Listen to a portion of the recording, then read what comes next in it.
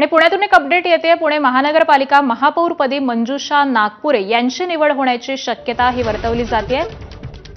पुण्याच्या महापौरपदी मंजुषा नागपुरे यांचं नाव हे आघाडीवरती आहे आणि त्यांचीच निवड होण्याची शक्यता ही वर्तवली जाते. महापालिकेमध्ये भाजपनं झेंडा रोवलेला आहे.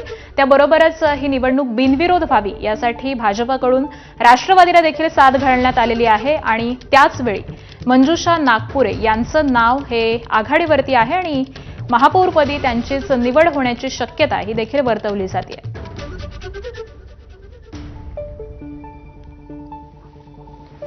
मंजुषा नागपुरे यांचं महापौरपदासाठीचं नाव हे आता जवळपास निश्चित झालेलं आहे.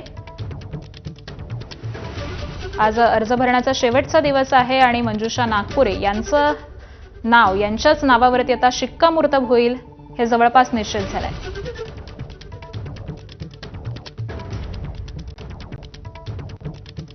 पुण्यामध्ये भाजपनं एकहाती सत्ता मिळवलेली आहे आणि त्यानंतर राष्ट्रवादीच्या दोन्ही पक्षांना ही निवडणूक बिनविरोध व्हावी यासाठी देखील साथ घालण्यात आलेली आहे.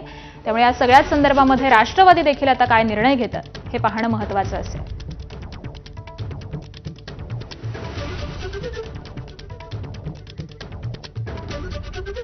आणि या बातम्यांसह बुलेटिनमध्ये वेळ झाली एका छोट्याशा ब्रेकची.